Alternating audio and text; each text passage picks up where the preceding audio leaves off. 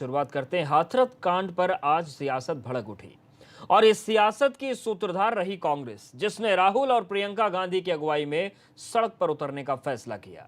हालांकि यह फैसला हाथरस जाने का था, लेकिन यह सियासत सड़क और हिरासत तक सिमट कर रह गई।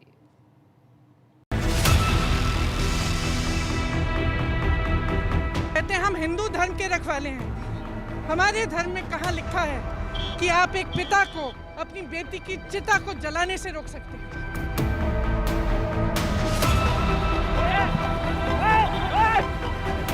ये देखो आज का हिंदुस्तान, ये देखो, ये देखो,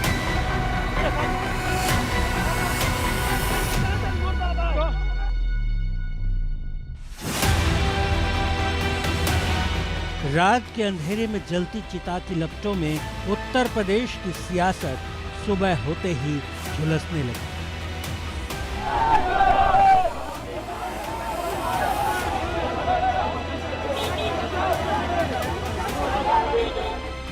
इसकी तपिश बढ़ती गई कांग्रेस के दिग्गज नेताओं के सड़क पर निकलने के साथ ही।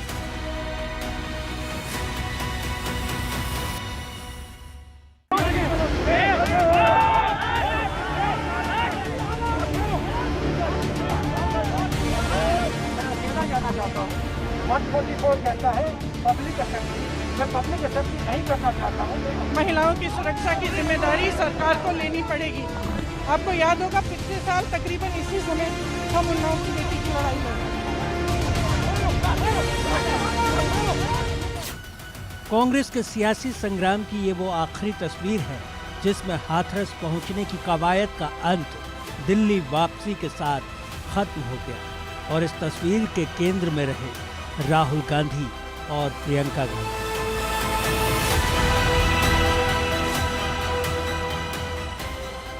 इससे पहले राहुल और प्रियंका गांधी को हिरासत में लेकर बुद्धा इंटरनेशनल सर्किट के फॉर्मूला 1 गेस्ट हाउस में ले जाया गया, जहां महज कुछ ही घंटों के भीतर इन्हें छोड़ने का फैसला हुआ। हालांकि इससे पहले प्रियंका और राहुल को यमुना एक्सप्रेसवे पर पुलिस ने हाथरस जाने से रोक दिया था। पैदल गए, अब लाठी मार दी। मैं हाथरस जा रहा हूँ। पुलिस के रोकने से पहले हंगामा और सियासत अपने चरम पर थी। राहुल, प्रियंका समेत कांग्रेस कार्यकर्ताओं को काबू करने के लिए पुलिस ने अपनी पूरी ताकत झोंक दी।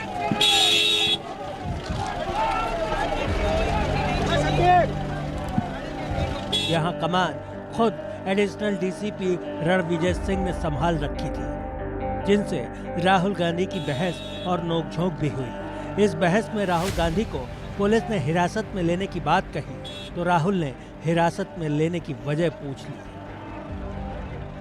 में हम आपको अभी और 118 सर, मैं बता रहा हूँ sir, violation of any law which has been permitted by a company authority.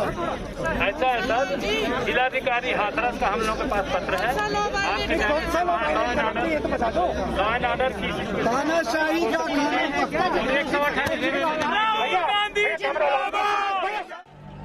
इस पर पुलिस की तरफ से महामारी की धारा 188 का हवाला देते हुए हिरासत में लेने की बात कही गई। हालांकि राहुल बार बार पूछते रहे कि आप बताइए मैंने किस कानून का उल्लंघन किया है। लॉ ऑफ पेंडेमिक है, पेंडेमिक है सर, ये देखिए सर, ये क्या हो रहा है? आपने क्रिएट किया ट्रैफिक सर, नहीं ये आपके लोग हैं सर, मैं आप लोग गिरफ्तार करता हूँ। असल में ये भी समझना जरूरी है कि ये हालात आए क्यों। तो उसकी वजह ये रही कि पुलिस ने राहुल गांधी को साफ कहा कि उन्हें हाथरस डीएम की एक चिट्ठी मिली है, जिसमें कहा गया है कि नेताओं के हाथरस आने से कानून व्यवस्था के बिगड़ने का खतरा है। हालांकि राहुल समेत पूरी कांग्रेस को तसल्ली इस बात की नहीं थी। यही वजह रही कि बार बार पूछा जाता रहा कि इस सलूक के पीछे वजह क्या है। में हम आपको अभी गिरफ्तार और 118 सर, मैं बता रहा हूँ sir, violation of any law which has been permitted by a company authority. में हम आपको अभी गिरफ्तार और 118 सर, मैं बता रहा हूँ sir, violation of any law which has been permitted by a company authority. इसी बातचीत से ठीक पहले एक ऐसा घटनाक्रम हुआ जिसे कई मायनों में ऐतिहासिक कहा जाएगा।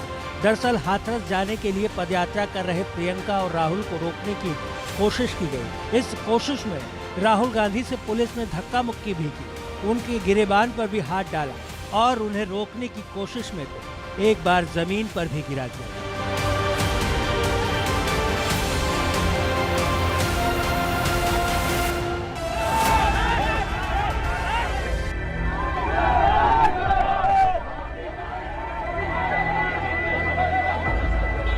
राहुल और प्रियंका ने मार्च का ये फैसला उस वक्त किया जब उन्हें ग्रेटर नोएडा के पारी चौक से आगे निकलने को मना कर दिया गया। क्या हुआ है? क्या नहीं जाने दिया जा रहा है? नहीं जाने दिया जा रहा है? आपको नहीं जाने दिया जा रहा है? नहीं दिया जा रहा है? देखिए अगर हम बात करें तो यहाँ पे प्रियंका गांधी का भी काफिला आगे खड़ा है। हम काफिले की ओर जाएंगे, प्रियंका के पीछे हम नहीं जाएंगे क्योंकि पीछे तमाम सारे कार्यकर्ता प्रदर्शन कर रहे हैं। हम प्रियंका के काफिले की ओर जाएंगे। प्रियंका चूंकि वहीं पे मौजूद है, उनसे ही हम बातचीत करने की कोशिश करेंगे। चूंकि अब देखिए प्रियंका गांधी आगे मौजूद है, प्रियंका गांधी काफिले को आगे रोक दिया गया है। इस पर राहुल और प्रियंका ने 7 किलोमीटर तक का सफर पैदल ही किया। ये सच है कि राहुल और प्रियंका अपनी सियासी जमीन के लिए ये पदयात्रा कर रहे थे, लेकिन इसका बोझ सत्ता के सीने पर महसूस हो रहा था। तभी तो राहुल गांधी ने पूछने में देर नहीं लगाई कि क्या अब विपक्ष और आम आदमी को पैदल चलने का भी अधिकार नहीं है। गाड़ी रोकी, हम गाड़ी से उतरे, पैदल गए, अब लाठी मार दी। मैं हाथरस जा रहा हूँ। सवाल सिर्फ राहुल गांधी ने नहीं बल्कि प्रियंका गांधी ने भी उठाए। उन्होंने यूपी सरकार को कटघरे में खड़ा करते हुए साफ कहा कि बेटियों के मसले पर सरकार चुप नहीं रह सकती, उसे जवाब देना ही होगा। देखिए, महिलाओं की सुरक्षा की जिम्मेदारी सरकार को लेनी पड़ेगी, सरकार को लेनी पड़ेगी, योगी जी को लेनी पड़ेगी। जिस तरह से महिलाओं के साथ अत्याचार हो रहे हैं प्रदेश में, वे बिल्कुल बंद करवाने चाहिए और उनके जो अपराधी हैं उनके खिलाफ सख्त से सख्त कार्रवाई होनी चाहिए, क्योंकि ये स्थिति पिछले साल में बदली नहीं है। आपको याद होगा पिछले साल तकरीबन इसी समय हम उन्नाव की बेटी की लड़ाई लड़ रहे थे और आज ये स्थिति है कि आज हर रोज उत्तर प्रदेश में 11 रेप के केस दर्ज। हालांकि राहुल और प्रियंका की इस पदयात्रा पर सरकार की तरफ से कैबिनेट मंत्री सिद्धार्थनाथ सिंह सामने आए। उन्होंने यात्रा को सियासी स्टंट करार दिया क्योंकि राजस्थान के 12 में हुए रेप पर राहुल और प्रियंका की चुप्पी अभी भी कांग्रेस की नीयत पर सवालों की तरह दर्ज है। राहुल गांधी जी का एक इतिहास है, उनका एक ट्रैक रिकॉर्ड है। जब भी वो विदेश जाते हैं और विदेश से जब भी वो लौटते हैं तो वो फोटो ऑप करवाने में लग जाते हैं।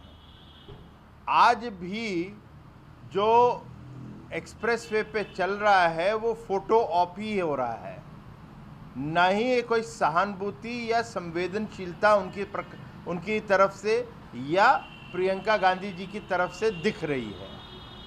जो अभी कहा जा रहा है कांग्रेस की तरफ से, तो ये आप लोग स्वयं देखेंगे फुटेज में कि किसने गिराया या कौन स्वयं गिर रहा है। एबीपी गंगा ने सियासी घटनाक्रम पर लगातार नजर बनाए रखी। कांग्रेस के इस प्रदर्शन को वो लगातार कवर करती रही क्योंकि मसला अगर इंसाफ का है तो फिर दोनों पक्षों को सुना जाना लाजमी है।